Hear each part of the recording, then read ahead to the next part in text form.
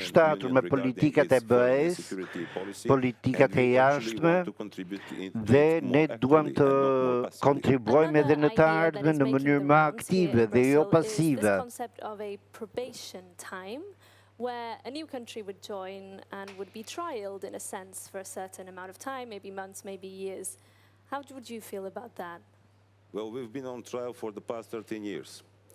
And we'll be on pra trial kemi qenë në provë për 13 vjet dhe do të jemi në provë deri në mbylljen e kapitujve të huaj.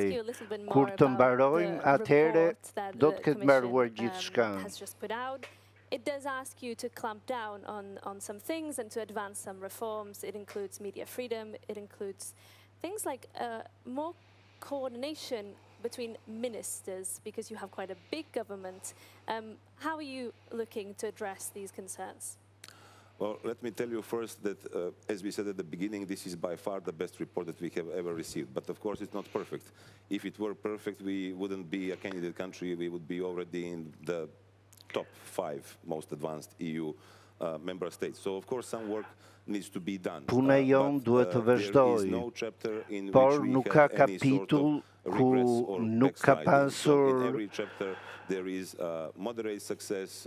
regres. Pra, në disa raste ka pasur sukses të moderuar, në disa raste sukses maksimal. Por ne jemi përshkruar nga BE si një qeveri demokratike, si një vend me politikisht i qëndrueshëm, ku ka pluralizëm mediatik,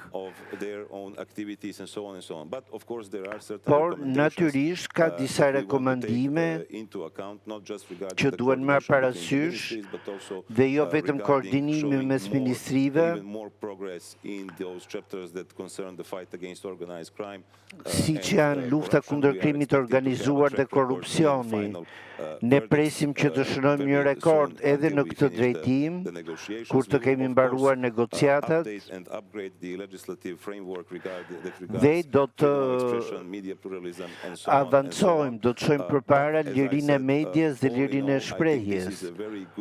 Por, përsëris, raporti I sotëm është shumë pozitiv dhe është shumë I ngjashëm me vendet që sot janë anëtare të BE-s,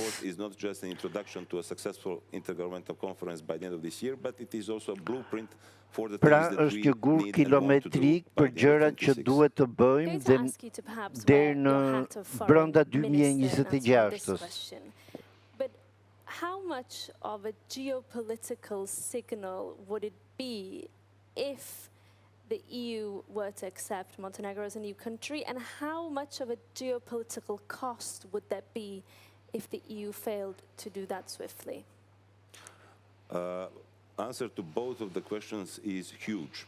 So it will be a huge gain for the European Union do to të jetë finally një prove përfitim that countries I that madh do their për job and Bashkimin that are actually Evropian willing to për të accede, pranuar can që accede, can become vendet kandidate members of the EU, because, I as I said, përmbushin it is the best detyrimet policy that dhe EU has mund ever të had, the very substance of the European Union. kontribuojnë për If the Evropën enlargement does not happen, not just with dhe Montenegro, but also nëse with other candidate countries, zgjerimi nuk then the bëhet very concept of realitet, European Union atëherë loses its koncepti credibility. It's not I European, Bashkimit it's not Evropian Union anymore. do So, të humbas with kredibilitetin e Montenegro, European Union is tij. going to prove its very name, is going to prove Bashkimi its concept, Evropian is going to duhet prove të its provoj values, is going emrin to e prove tij, its geopolitical konceptet e status. tij However, dhe if statusin e that tij does not happen, geopolitik. then it's Nëse a kjo big nuk loss, ndodh, not just for Montenegro atëherë do të candidate ketë countries, një but for humbje the të European madhe, Union, jo because vetëm European për Union Malin e will Zi then, dhe vendet e Ballkanit, the promises, por and it will për lose vetë credibility. Evropën, For për us, vetë it will be a BE-n, devastating sepse do situation të in which we humbas are besueshmërinë e performing all the tij. reforms and are not becoming Për a ne member do of të the jetë një EU, and it will katastrofë. be a horrible Por signal to all other për candidate Evropën countries, do jetë because një then they would understand sinjal that I whatever they do tmerrshëm is